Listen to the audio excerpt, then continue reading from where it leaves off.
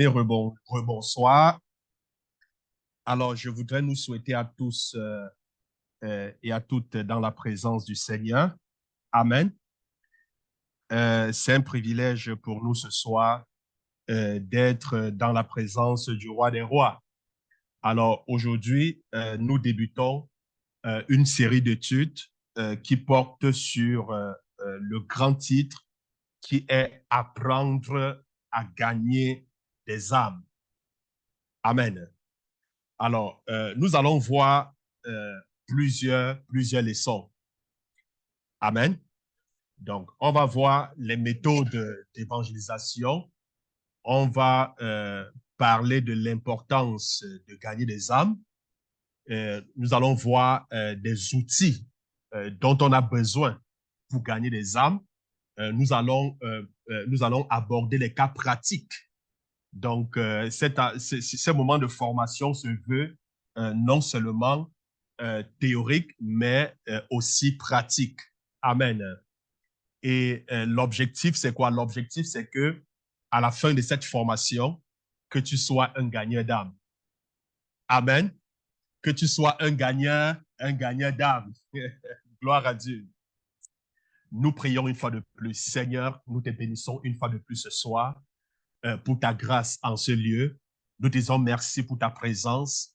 Merci parce que tu es le Dieu Tout-Puissant. Merci parce que là où tu règnes, l'ennemi ne peut subsister. Merci, Seigneur, pour un temps comme celui-ci, une saison comme celle-ci, où tu nous interpelles une fois de plus en tant qu'Église, de nous lever et de pouvoir aller évangéliser. Nous disons merci pour ce moment que tu as rendu possible, Seigneur, pour nous instruire, Seigneur, sur l'évangélisation, mais aussi pour nous donner les outils dont nous avons besoin, Seigneur, pour pouvoir aller, Seigneur, et pouvoir moissonner. Nous voulons te recommander ce moment de formation qui commence aujourd'hui. Nous prions que le Saint-Esprit prenne le contrôle et que, avant la fin de cette formation, que tu puisses faire de chacun de nous des gagneurs des âmes. Oui, Père, des gagneurs d'âmes. Nous prions, Seigneur, qu'à la sortie de cette formation, Seigneur, que nous puissions toucher, Seigneur, nos familles, nos environs, Seigneur, nos villes, que nous puissions toucher, Seigneur, le monde avec l'évangile. Merci, Seigneur, parce que tu prends le contrôle. Que l'honneur te soit donné. Au nom de Jésus-Christ, nous avons prié. Amen. Il y a cette parole bien-aimée de Jésus qui dit, lorsque cette bonne nouvelle sera prêchée dans tout le monde entier pour servir de témoignage, alors viendra la fin. L'une des raisons pour lesquelles Jésus tarde à venir, c'est tout simplement parce que l'évangile n'a pas encore été répandu dans tout le monde entier pour servir de témoignage. Euh, moi, je pense que si Christ nous sauve, si Christ nous a sauvés, alors moi, je pense que une fois étant sauvé, mais on pouvait aller directement au ciel le rencontrer. Alors, si nous sommes restés, si nous sommes encore en vie, si le Seigneur nous a laissés, mais écoutez, c'est parce que le Seigneur veut passer par nous, parce que Dieu est passé par quelqu'un pour nous prêcher l'évangile. Et Dieu veut passer par toi pour prêcher l'évangile à quelqu'un d'autre. Bien-aimé, je voudrais tout simplement nous conscientiser ce soir en nous disant que l'heure est grave. Regardez ce qui se passe dans le monde. Regardez les guerres de part et d'autre. Regardez tout ce qui se passe. Nous voyons clairement que la fin est proche. La fin est là. La fin est là. Mais maintenant, nous, en tant qu'enfants de Dieu, nous avons pour responsabilité de toucher le monde avec l'évangile. Nous avons pour responsabilité de prêcher l'évangile à temps et à contre-temps, parce qu'ils sont nombreux, ceux-là qui périssent, ceux-là qui meurent sans avoir connu le Seigneur Jésus-Christ. Alors, ce soir, je vais parler des différentes méthodes pour l'évangélisation et je vais aborder deux deux principales méthodes. Amen. Les chrétiens je dirais, la plupart des chrétiens dans les pays occidentaux croient que l'évangélisation est accomplie dans les éditoriums de leurs églises. Donc, pour certains chrétiens, lorsqu'on parle de l'évangélisation, ils pensent que c'est organisé à l'église, si on peut le dire, hein, que quand on parle de l'évangélisation, ça doit s'organiser à l'église. Et déjà, lorsqu'on parle de l'évangélisation, c'est quoi? L'évangélisation, c'est la propagation de la bonne nouvelle du royaume de Dieu. Ce n'est pas la bonne nouvelle d'une église, parce que l'église ne peut pas sauver, parce que quand on va prêcher l'évangile, on ne prêche pas l'église, on prêche Christ crucifié. C'est Jésus qu'on prêche. Donc, l'évangélisation, c'est quoi? L'évangélisation, c'est dépeupler le royaume des ténèbres pour peupler le royaume de Dieu. Donc, quand tu évangélises, tu enlèves en quelque sorte les gens de l'obscurité, du royaume de Satan, vers le royaume de Jésus-Christ. L'évangélisation, c'est le battement du cœur de Dieu.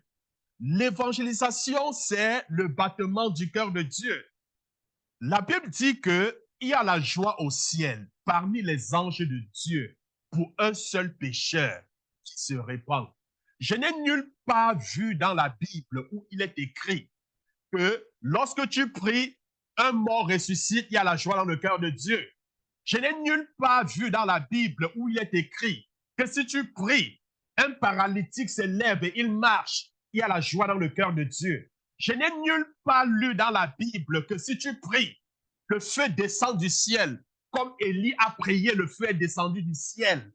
Il n'y a pas eu la joie dans le cœur de Dieu.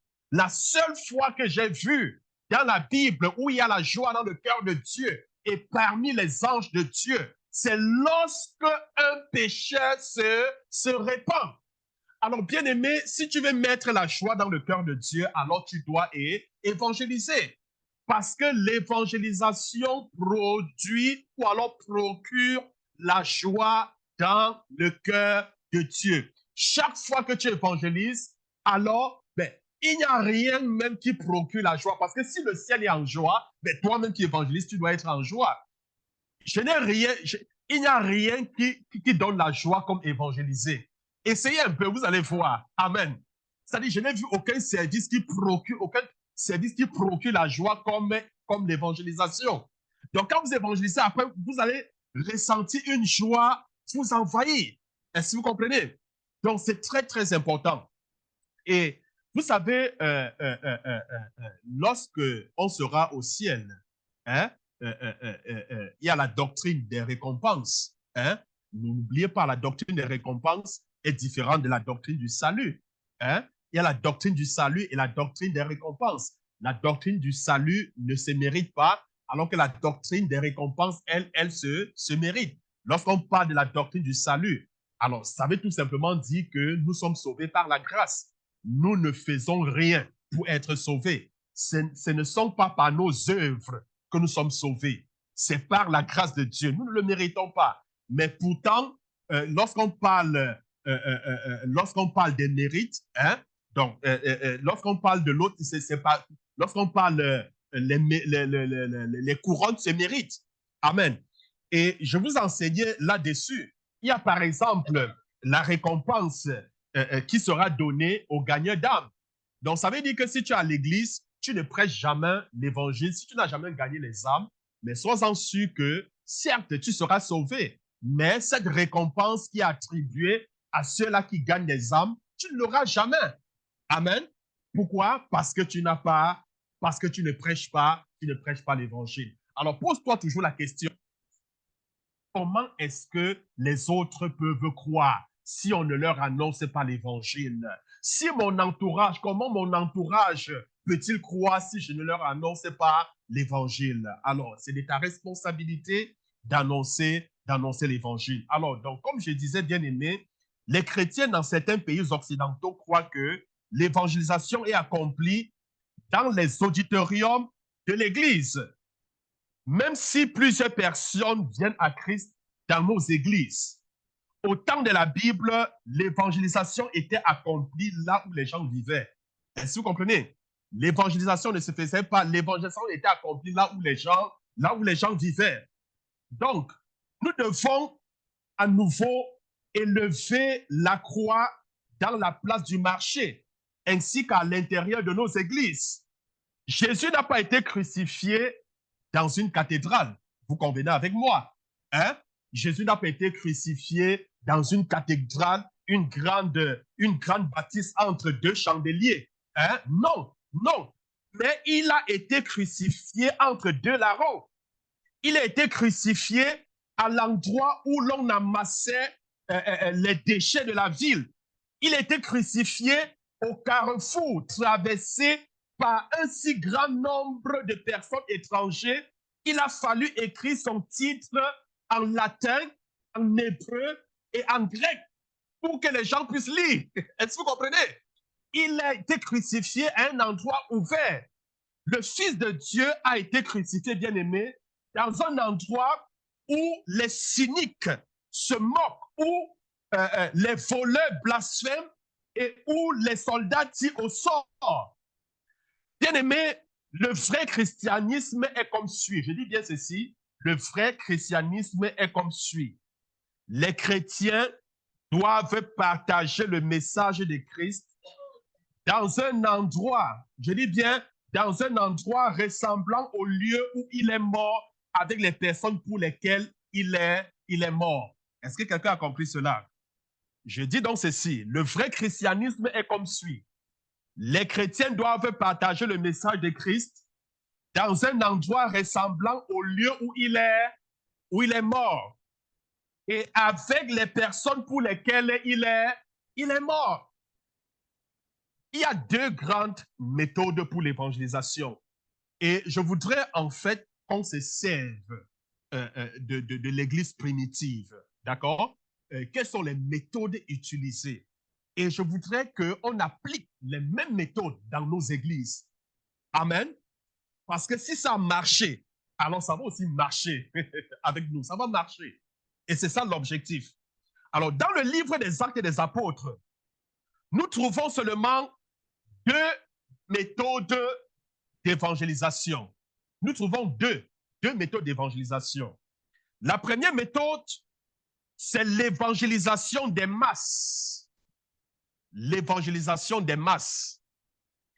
Et la deuxième méthode, c'est l'évangélisation personnelle. L'évangélisation personnelle. Alors, commençons par l'évangélisation de masse. Prenons nos Bibles dans Actes des Apôtres, chapitre 8, le verset 5, le verset 6 et le verset 8.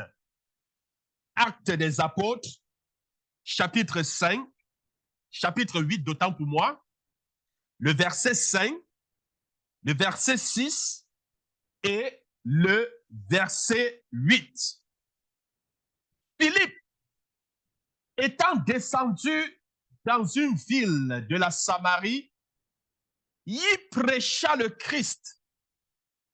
Les foules tout entières étaient attentives à ce que disait Philippe lorsqu'elle apprit et vit les miracles qu'il faisait. Et il y eut une grande joie dans cette ville. Ça, c'est l'évangélisation de masse. Est-ce que vous comprenez? Il n'était pas dans une église, hein? Il n'était pas dans une cathédrale. Est-ce que vous me suivez? Non, non, non, il était dehors. Il était dans les marchés, dans les lieux publics. Il était dans les carrefours. Est-ce que vous comprenez? Il annonçait l'évangile et il y avait un attroupement. Il y avait une foule de personnes qui étaient attentives. Il y avait une foule de personnes qui l'écoutaient. Ça, c'est l'évangélisation de masse. Amen. Ça, c'est l'évangélisation de masse. Dans Actes chapitre 8, le verset 26 au verset 38. Actes chapitre 8, verset 26 au verset 38.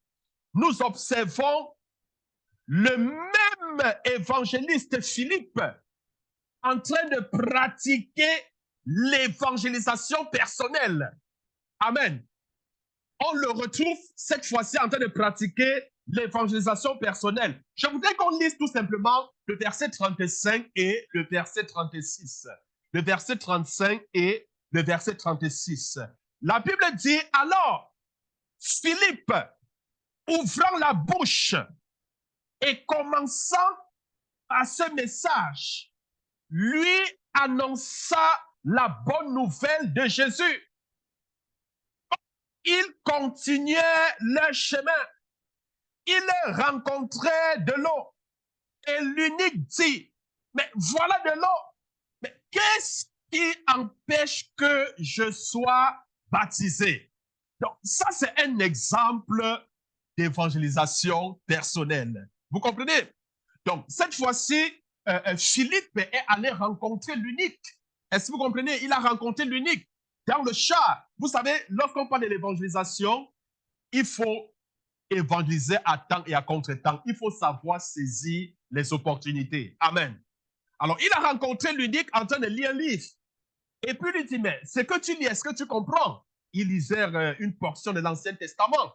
Mais l'unique lui dit, mais comment je peux comprendre s'il n'y a personne qui peut m'expliquer? Et puis, il a invité donc Philippe dans son char. Et Philippe est monté et Philippe lui a expliqué la prophétie, en fait, qui annonçait la venue de Jésus. Il a prêché et l'unique a accepté la parole du Seigneur Jésus. Et une fois accepté la parole du Seigneur Jésus, il a dit, mais qu'est-ce qui m'empêche d'être baptisé? Il dit, mais rien ne t'empêche. Il y avait un cours d'eau, et puis il est parti, il a fait baptiser. Ça, c'est un exemple de l'évangélisation personnelle. Amen. Donc, bien aimé, dans Acte 20, le verset 20 au verset 21, Acte 20, verset 20 et verset 21, la Bible dit ici, vous savez que je n'ai rien caché de ce qui vous était utile. Hein? Il dit, je n'ai rien caché de ce qui vous était utile et que je n'ai pas craint de vous prêcher et de vous enseigner publiquement et dans les maisons, annonçant aux Juifs et aux Grecs la repentance avec Dieu et la foi en notre Seigneur Jésus-Christ. Alors, bien aimé, je voudrais nous rappeler ceci. Moins d'un siècle après le jour de la Pentecôte, je dis bien moins d'un siècle après le jour de la Pentecôte, il y a eu de grandes discussions théologiques dans l'Église concernant l'activité de gagner les âmes. Vous comprenez? Il y a eu une discussion concernant l'activité de gagner les âmes.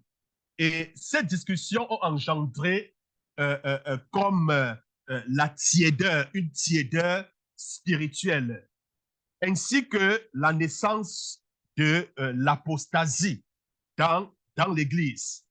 Les âges ténébreux étaient déjà commencés lors de l'arrivée du IVe siècle. Nous savons qu'à partir du IVe siècle, lorsqu'on parle de l'Église, c'est un âge, c'est une période ténébreuse. Vous comprenez?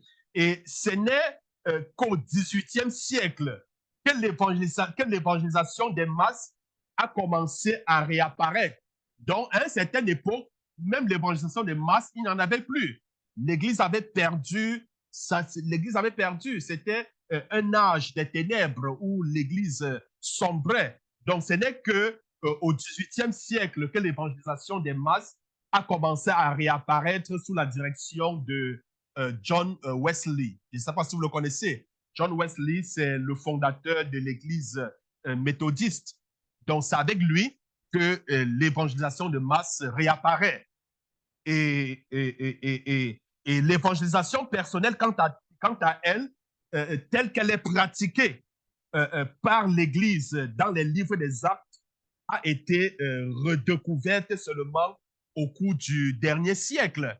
Est-ce que vous comprenez? L'évangélisation personnelle telle qu'elle est pratiquée, telle qu'elle est pratiquée dans le livre des Actes, dans le Nouveau Testament, a été redécouverte juste il y a un siècle.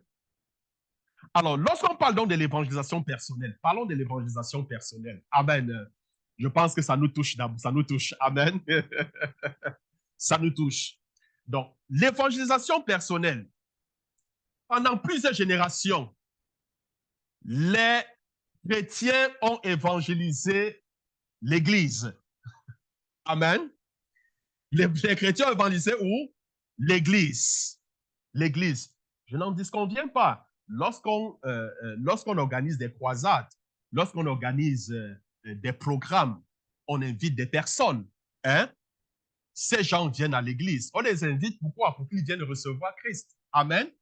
Mais ce que nous devons savoir, c'est que et au moins 90% ne viendront jamais à l'église. Vous comprenez?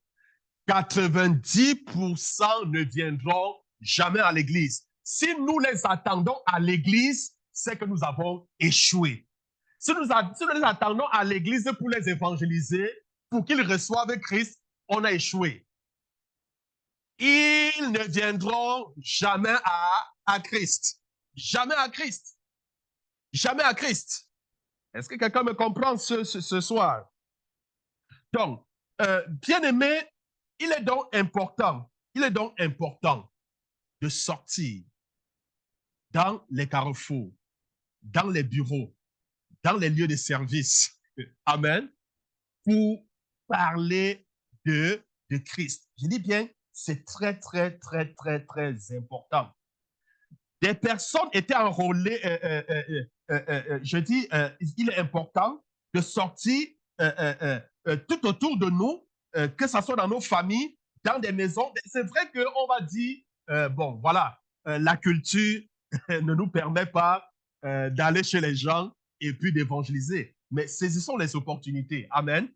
Apprenons à saisir les opportunités. Même dans les épiceries. Amen. Prie, dis Seigneur, donne-moi l'occasion de prêcher l'évangile. Je sors, je m'en vais à l'épicerie. Prie, Seigneur, donne-moi l'occasion de prêcher l'évangile. Je vous assure, une occasion va se présenter. Est-ce que vous comprenez? Peut-être quelqu'un va sortir, peut-être avec sa poussette, je ne sais pas, avec son chariot, et puis peut-être tu vas dire, mais non, attends, je vais t'aider, il est peut-être trop pesant. Hein? Et puis tu profites pour lui annoncer l'évangile. Est-ce que vous comprenez? C'est très important. Peut-être c'est même ton voisin. Tu t'envoies, tu frappes et puis juste par politesse, et puis tu salues et puis tu annonces l'évangile. Peut-être c'est dans ton lieu de service. Tu peux prier et puis Dieu crée une occasion, une opportunité où tu parles de Christ à un collègue. Est-ce que quelqu'un me comprend ce soir? Donc, bien aimé, donc comme je disais, lorsque on organise des programmes, on invite des gens, c'est bien important. Je vous ai dit, une telle pratique fonctionne à 90%. Vous comprenez? Une telle pratique fonctionne à 10% parce que il y a 90% des gens, 90% des gens n'iront jamais dans une église. Je dis bien 90%. Ils n'iront jamais. Quoi que vous fassiez, ils n'iront jamais, jamais, jamais. Ils n'iront jamais. Et ils ne pourront pas venir à Christ de cette manière. Ça veut dire que si nous les attendons venir à l'église pour recevoir Christ, ils ne viendront jamais à Christ. Alors, notre plus grande opportunité, c'est ce que je voudrais qu'on comprenne, notre plus grande opportunité d'évangéliser, c'est en dehors de l'église. Ce n'est pas à l'intérieur de l'église. L'évangélisation ne se fait pas à l'intérieur. C'est vrai qu'on invite, mais la plus grande opportunité de l'évangélisation, ce n'est pas à l'intérieur de l'église, mais c'est hors de l'église. C'est hors de l'église. Les chrétiens doivent gagner les âmes au travail, dans les parcs. Voilà l'été qui arrive. On a l'habitude d'aller au parc se promener. Mais écoute, prends des dépliants, des flyers, hein, des prospectus qui parlent de Jésus. Va au parc. C'est l'occasion de prêcher l'évangile au parc. Il y a les gens qui s'assoient des familles. Vas-y. C'est l'occasion. Donc, prêche dans les parcs, sur les rues. Hein? Souvent, tu prends des marches dans la rue. Il y a des gens qui marchent dans la rue. Souvent, bonjour, bonjour, oui. Est-ce que vous pouvez m'accorder une minute? Est-ce que vous savez que Jésus vous aime? Est-ce que vous comprenez? Dieu a un plan pour toi. Nous allons voir tout cela. Donc, dans les rues, bien-aimés, dans les maisons. Est-ce que vous comprenez? Dans les maisons. Donc, nous devons y aller et annoncer l'évangile. Là où sont les gens bien-aimés, là où sont les gens, nous devons aller et leur annoncer l'évangile. L'Église, en fait, telle que nous la voyons, hein, même dans le Nouveau Testament, l'Église était le résultat d'une grande œuvre évangélique. Est-ce que vous comprenez? L'Église était quoi? Le résultat d'une grande œuvre évangélique. Quand vous regardez le nouvel, ils ne sont pas restés, ils ont invité les gens. Non, non, non, non, non, non, non. Ça se faisait dans les maisons. Ils allaient de maison en maison. Est-ce que vous comprenez? De maison en maison, et je vous assure, ça fonctionne. Ça fonctionne. Parce que vous allez vous rendre compte que même à un certain moment, l'évangélisation des masses n'était plus possible. Parce qu'on menaçait les apôtres, les disciples et tous ceux qui parlaient au nom de Jésus publiquement. On les arrêtait, on les enfermait. Quelle était la méthode?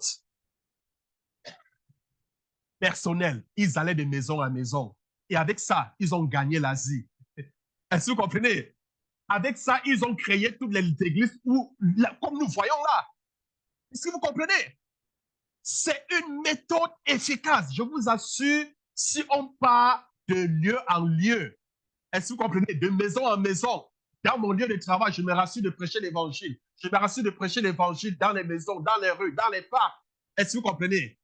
Je vous assure, en 2 ans, on sera capable de toucher tout le Québec. Hein? Je parle du Québec parce que Montmagny, c'est petit. Est-ce que vous comprenez? Parce que si on s'y met juste à Montmagny, je pense que nous, si la science s'y met, parce que si on le fait, alors ceux qui vont venir, on va aussi les former, ils vont aussi faire le même travail. En 1 an, on couvre tout Montmagny. On couvre tout Bellechasse. Vous comprenez? On couvre. Donc, bien aimé, nous devons aller de lieu en lieu. C'est très, très, très, très important. Gloire à Dieu. Alors, bien aimé, je disais donc que l'Église, telle que nous la voyons, était plutôt le résultat d'une grande œuvre évangélique. Ces âmes étaient gagnées dans des maisons grâce à un ministère face à face. Est-ce que vous comprenez? Alors, je vais vous prendre un passage dans Actes pour mieux vous expliquer ça. Actes des Apôtres, chapitre 8, verset 1 au verset 4. Actes, chapitre 8, verset 1 au verset 4.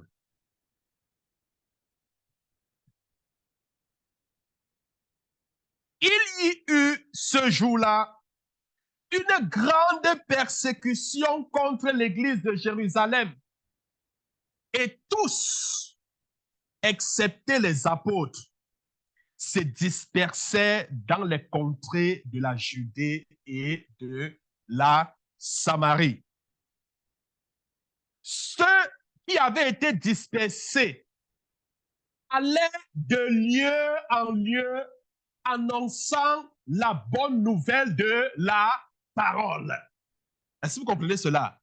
La Bible dit qu'il y avait une grande persécution au niveau de l'Église et plus au niveau de Jérusalem.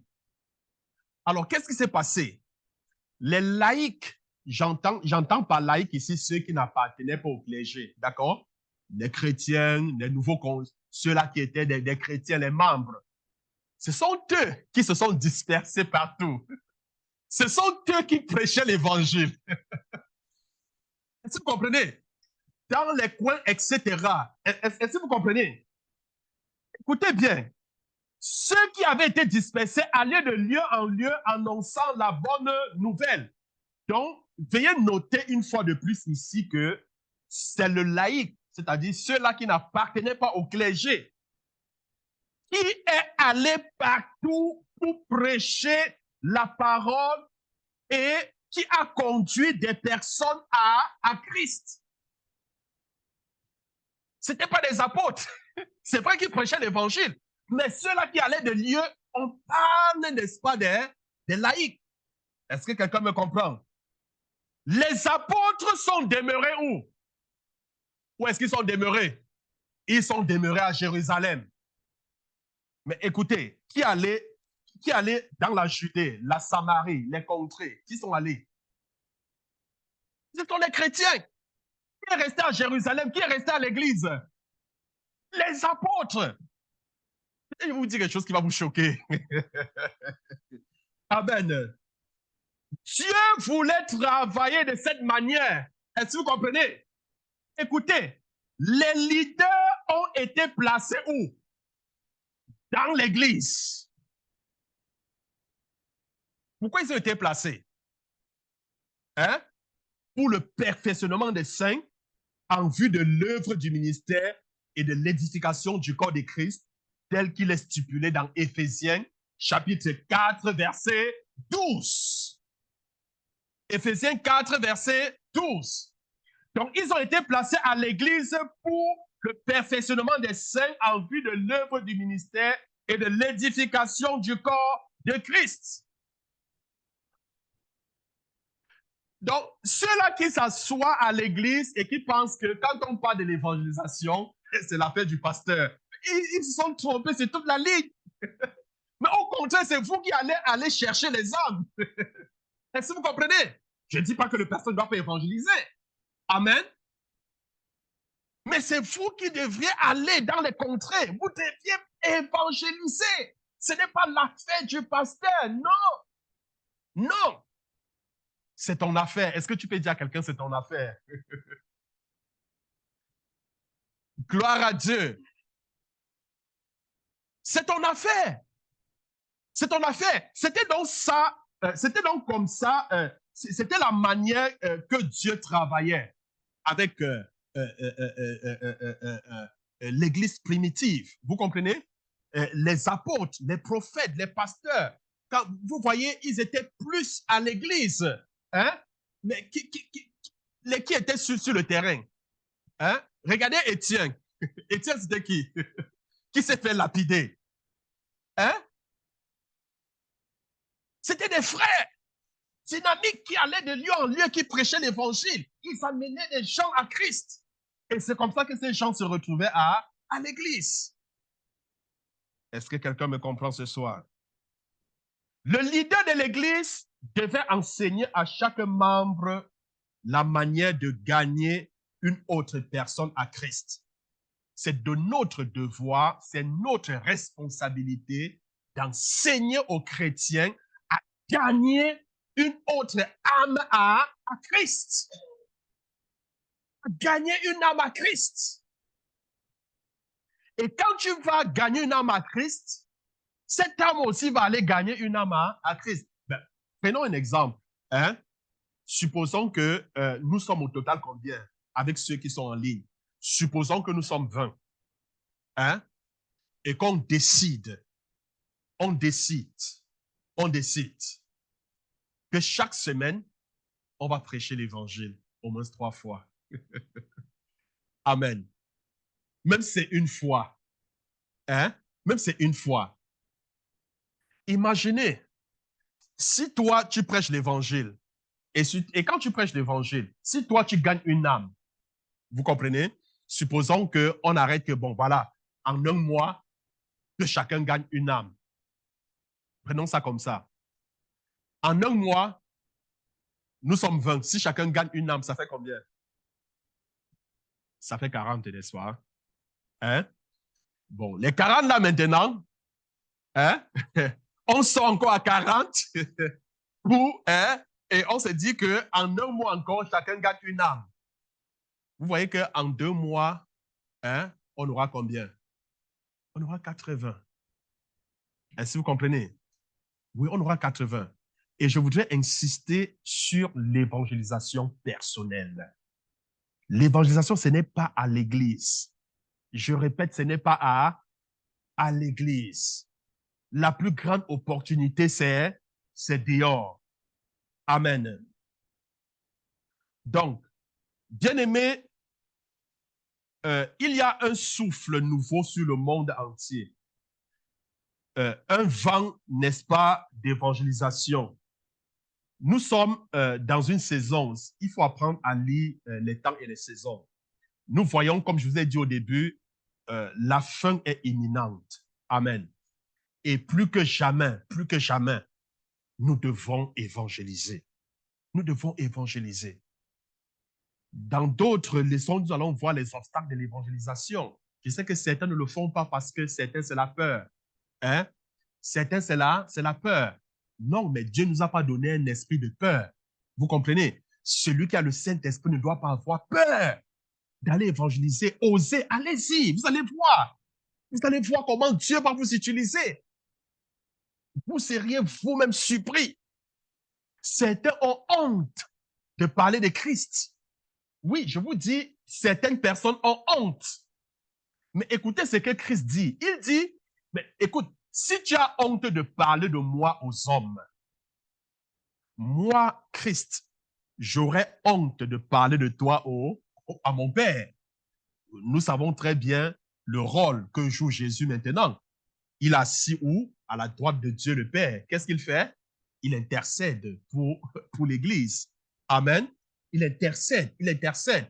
Donc, si nous avons honte de parler de Jésus aux hommes, mais il aura aussi honte de parler de nous au devant de son Père, auprès de son Père. Donc, nous ne devons pas avoir honte. Je n'ai point honte de l'évangile de Christ. Hein? Je n'ai point honte. Car c'est une force, une puissance pour quiconque croit. Est-ce que vous comprenez? Il y a certains miracles, certains prodiges que vous ne verrez jamais si vous ne sortez pas pour commencer à aller évangéliser. Hein? Il a dit, voici les miracles qui accompagneront ceux qui auront cru en mon nom. Mais souvent, on prie pour les miracles. Hein? Mais si nous voulons que les miracles se produisent, mais alors évangéliser. C'est quand on évangélise que Dieu confirme sa parole, que les miracles suivent. Si vous comprenez? Et la meilleure plateforme pour évangéliser, c'est où? C'est dehors. C'est dehors. C'est dehors. Il dit, voici les miracles qui accompagneront ceux qui auront cru en mon nom. Ils imposeront les mains aux malades, les malades seront guéris. Ils chasseront des démons en mon nom. Nous connaissons très bien le passage. Mais il faudrait qu'on ose, il faudrait qu'on avance, il faudrait évangéliser et puis nous verrons ces signes, nous verrons ces miracles nous accompagner. Donc, bien aimé, comme je disais, l'heure est grave. L'heure est grave. Regardez les gens qui périssent autour de nous. Regardez les gens qui périssent. Posez-vous la question, où vont ces gens? Regardez les guerres qui ravagent. Regardez la situation en Ukraine. Ces gens qui meurent, on parle seulement en Ukraine, même parmi nous. Ils sont nombreux qui meurent sans avoir cru, sans avoir connu le Seigneur Jésus. Où est-ce qu'ils vont? Et quand tu parles de Jésus-Christ à quelqu'un, n'attends pas ce qu'il reçoive Christ. À l'instant, tu as sémé. Amen. Tu as sémé. Peut-être tu penses que tu n'as rien fait, mais non, non. Vas-y, parle de Christ, même si la personne te rejette, même si la personne t'insulte. Est-ce que tu comprends? Cette parole que tu as dite à cette personne servira de témoignage si la personne refuse de croire. Parce que face au jugement de Dieu, la personne ne dira pas, je n'ai jamais entendu parler de toi, Seigneur. Et le Seigneur va montrer quelqu'un, le Seigneur va te montrer comment tu lui annonçais l'évangile. Amen. Parce que même l'évangile que tu lui annonces, est-ce que vous comprenez? Ça servira de témoignage le dernier jour. Et puis même quand tu annonces l'évangile, c'est une semence que tu déposes en la personne. Et quelqu'un d'autre viendra arroser. Et quelqu'un d'autre viendra moissonner. Et le jour de la récompense, vous savez ce qui va se passer? Alors, Dieu va dire, voici X qui est devenu, qui est enfant de Dieu. Mais qui a prêché l'évangile la première fois? Qui a sémé? Hein? La personne qui a sémé se tient devant. Qui a arrosé? Quelqu'un d'autre est venu peut-être 3 mois après, peut-être 1 an après, parler encore de Christ, parler de Dieu, arroser. Voilà celui qui a arrosé. Mais qui a moissonné? Et vous avez tous œuvré pour que cette âme soit sauvée. Et c'est comme ça que le Seigneur va nous récompenser. Amen. Bien-aimés, La devise de la vie du chrétien est très simple. La devise de la vie du chrétien est très simple. C'est cette devise. Une voie unique, un travail unique. Est-ce que tu peux dire une voie unique et un travail unique? La voie unique, c'est Jésus. Amen. Et le travail unique, c'est l'évangélisation. Aucune œuvre ne peut donner plus de joie que le partage de la bonne nouvelle avec tous les gens en tout lieu. Je dis bien aucune œuvre ne peut procurer la joie comme le partage de l'évangélisation. Faites l'expérience. Chaque fois que je parle de Christ à quelqu'un ou aux gens, je ressens une joie en moi. Et puis c'est normal, parce que si le ciel est en joie, forcément tu seras en joie. Amen. Faites l'expérience de l'évangélisation. Allez, faites l'expérience. Allez parler de l'évangile à quelqu'un. Quand vous parlez, ne vous attendez pas, parce que souvent dans nos têtes, c'est que quand on parle, il faut que la personne croie directement. Non, non, non, non, non, non. Non. Annoncez l'évangile. Amen. Même si on vous lance les pieds, même si on vous insulte, vous avez libéré le message, vous allez s'aimer. Amen. Faites-le. Vous allez voir, vous allez ressentir une joie. Une joie. Gloire à Dieu. La Bible dit dans Luc 19, et je vais bientôt chuter, Luc 19, le verset 10. La Bible dit, car le Fils de l'homme est venu chercher et sauver ce qui était perdu. Le Fils de l'homme est venu chercher et sauver ce qui était perdu. Oui, bien-aimé, Dieu veut sauver ses âmes perdues. Dieu veut sauver ces gens qui ne le connaissent pas dans nos familles, dans nos lieux de service, dans nos bureaux, dans nos quartiers, dans nos villes, dans cette région. Dieu veut passer par nous.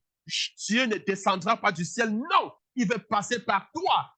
Parce que comment ces gens peuvent-ils être sauvés s'il n'y a personne pour leur annoncer l'évangile? Ce n'est pas possible. Dans Proverbe chapitre 11, verset 30.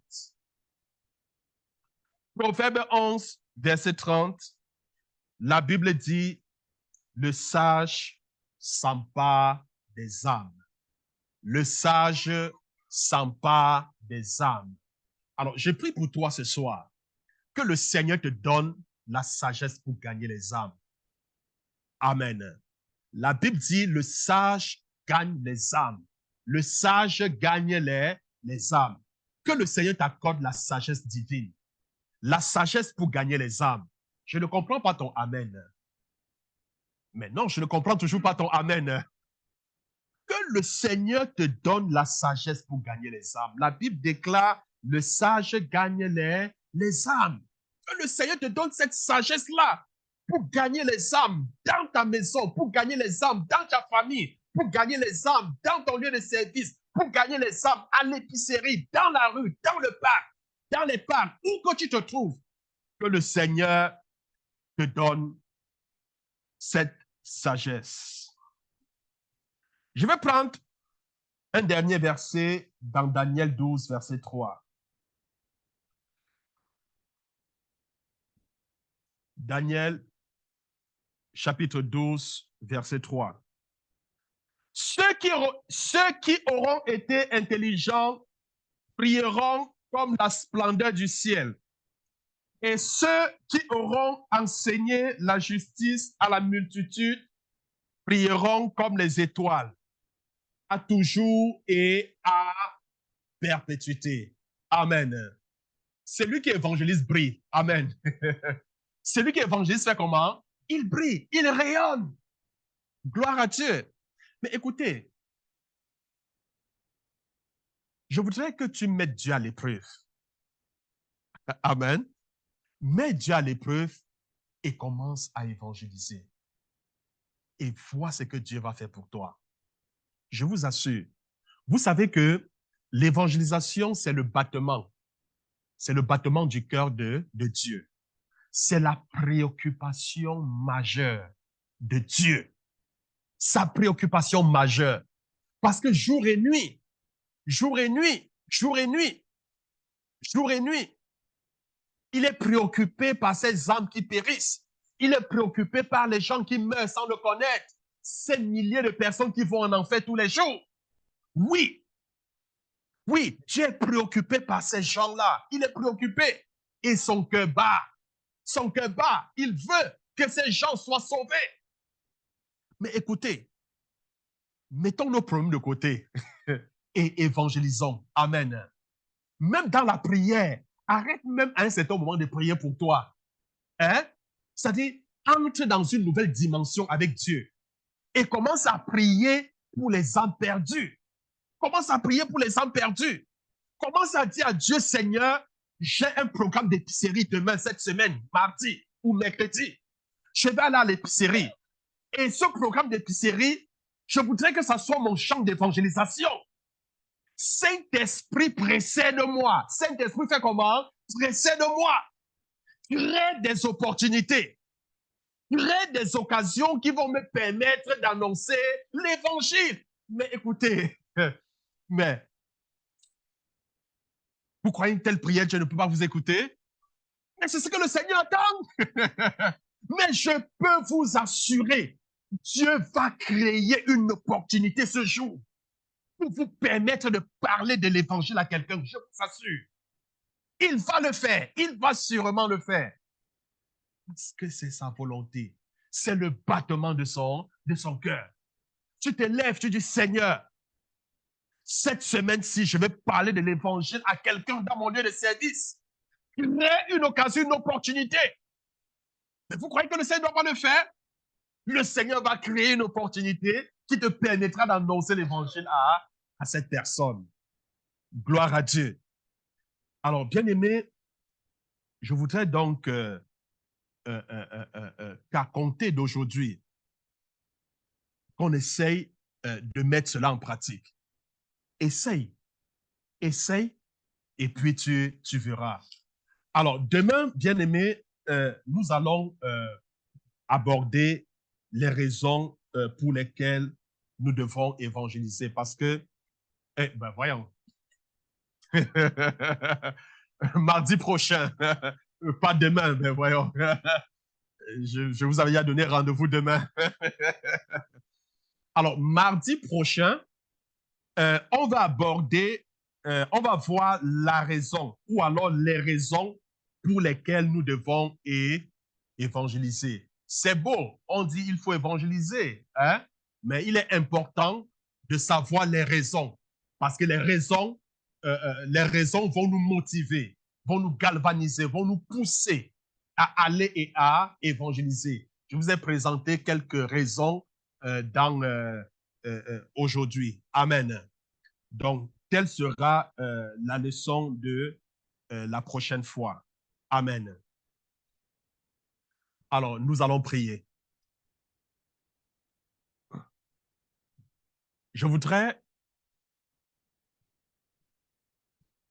que tu parles au Seigneur ce soir. Souvenons-nous de la grande commission. Il dit, allez prêcher l'évangile à toutes les nations. Celui-là qui croira et qui sera baptisé sera sauvé. Il dit, allez, allez, annoncer l'évangile à toutes les nations. Allez. Ce n'est pas une suggestion, mais c'est un commandement. Allez, allez. Le Seigneur regarde autour de toi, il voit les gens qui sont en train de périr. Mais le Seigneur veut passer par toi. Ce n'est pas un hasard que tu as cru dans ta famille. Ce n'est pas un hasard que Dieu t'a mis là où tu te trouves. Dieu veut t'utiliser comme instrument dans ta maison, dans ta famille, dans ton quartier, dans le parc, à l'épicerie, où que tu te trouves. Il veut t'utiliser. Il dit, allez. Est-ce que À partir de ce soir, est-ce que tu es prêt à aller? Est-ce que tu es prêt à dire, Seigneur, je suis prêt à obéir à ta parole? À compter d'aujourd'hui, Seigneur, je suis prêt à aller et à évangéliser. Je suis prêt, Seigneur. Je suis prêt, Seigneur. Je vous ai dit, l'évangélisation, ce n'est pas l'affaire. Je vous ai montré que ce n'était pas l'affaire du pasteur seulement. Déjà même que les pasteurs, les apôtres et tout étaient à Jérusalem. Ceux qui allaient dans les missions, hein, c'était des chrétiens. C'était des chrétiens.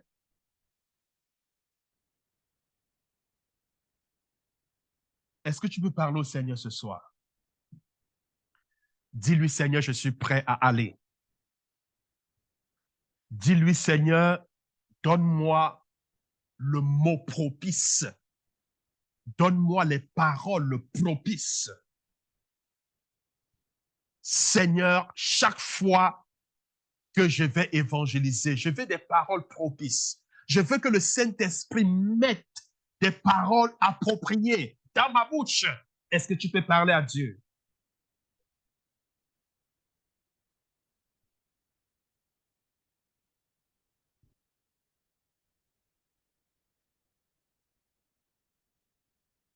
Dis-lui, Seigneur, je veux obéir à ta parole. Je vais me lever et je vais aller pour évangéliser. Bien-aimé, la chose la plus importante au monde est de devenir un partenaire avec Jésus dans sa grande œuvre pour gagner des âmes perdues. C'est la chose la plus importante. Il n'y a rien de plus important au monde que de devenir un partenaire avec Jésus dans sa grande œuvre pour gagner les âmes. Il n'y a rien de plus important, bien-aimé. Il n'y a rien de plus important. Et tu es privilégié. Tu es privilégié de faire partie de cette œuvre. Bien-aimé, l'appel est donné à chaque chrétien.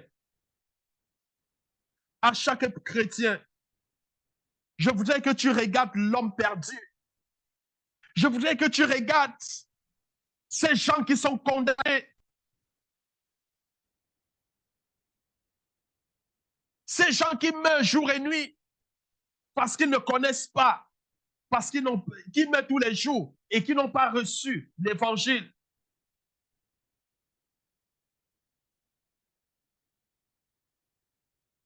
Regarde les ténèbres qui couvrent la terre. Regarde ce qui se passe. Les gens qui meurent de manière prématurée, le diable arrache les vies de part et d'autre. Dis à Dieu, Seigneur, donne-moi la sagesse pour gagner les âmes. Parle à Dieu, dis Seigneur, donne-moi la sagesse pour gagner les âmes. Donne-moi la sagesse. Donne-moi la sagesse. Donne-moi la sagesse pour gagner les âmes. J'ai besoin de la sagesse divine. Tu as dit dans ta parole, si quelqu'un manque de sagesse, qu'il demande. Tu le donnes à quiconque te le demande. Il me manque la sagesse pour gagner les âmes. Parle à Dieu, dis à Dieu, Seigneur, je manque de sagesse pour gagner les âmes. Je ne sais pas comment m'y prendre. Je n'ai pas de la sagesse pour gagner les âmes. Tu as dit que si quelqu'un manque la sagesse qu'il te demande, je manque la sagesse, Seigneur. Donne-moi la sagesse pour gagner les âmes. Donne-moi la sagesse pour gagner les âmes. Pour gagner les âmes dans ma famille, pour gagner les âmes dans mon lieu de service, pour gagner les âmes dans les rues, dans les parcs. Est-ce que tu peux parler à Dieu? Parle au Seigneur ce soir.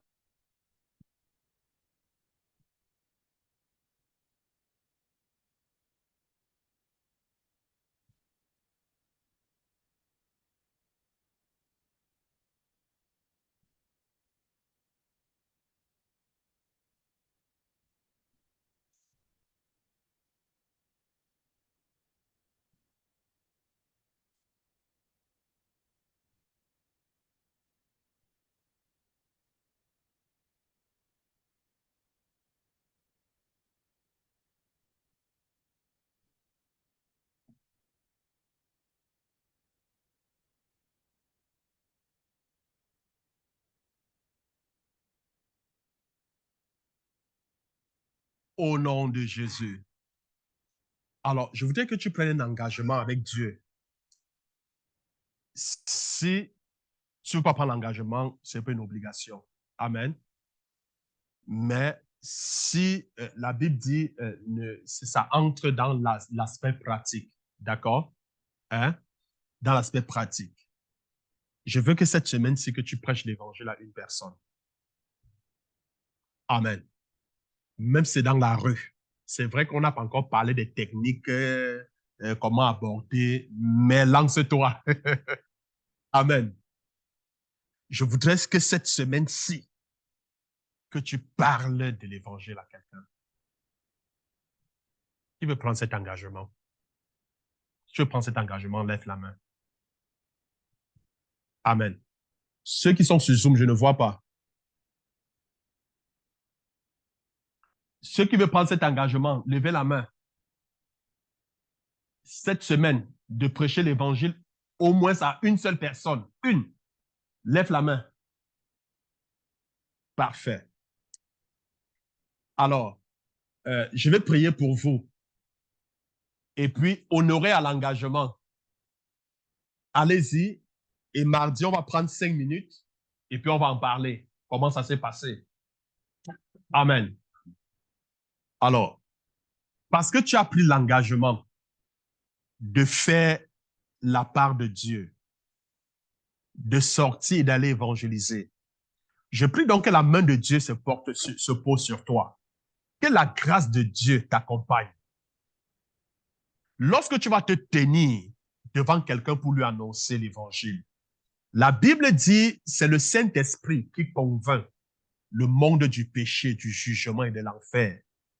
Que le Saint-Esprit te précède et que le Saint-Esprit puisse toucher et convaincre celui ou celle à qui tu vas annoncer l'évangile. Que le Seigneur utilise tes lèvres. Que le Seigneur t'utilise comme un instrument. Je te remets donc à la grâce de Dieu. Comme tu honores à cet engagement, comme tu mets en pratique sa parole, le Seigneur te bénit. Le Seigneur te comble. Au nom de Jésus-Christ. Amen. Amen. Donc, mardi prochain, non, pas demain. Pas demain. Alors, mardi prochain, chacun, je vais donner une minute. Hein? Même ça prend 15 minutes. Une minute. Tu vas prendre la parole et puis tu vas me dire comment ça a été. Je laisse fonctionner comme ça, d'accord? Et puis, on va donner des armes, comment aborder, ainsi de suite. Mais vas-y, le Saint-Esprit va te convaincre. Amen. N'aie pas honte. Comment tu peux avoir honte de parler de l'évangile? Mais ce n'est pas possible. Amen. N'aie pas peur. Parce qu'on n'a pas reçu un esprit de peur. L'esprit que tu as reçu, ce n'est pas un esprit de timidité, c'est un esprit de force. C'est un esprit de courage. Alors, sois courageux. Amen. Sois courageux et va annoncer l'évangile. Amen.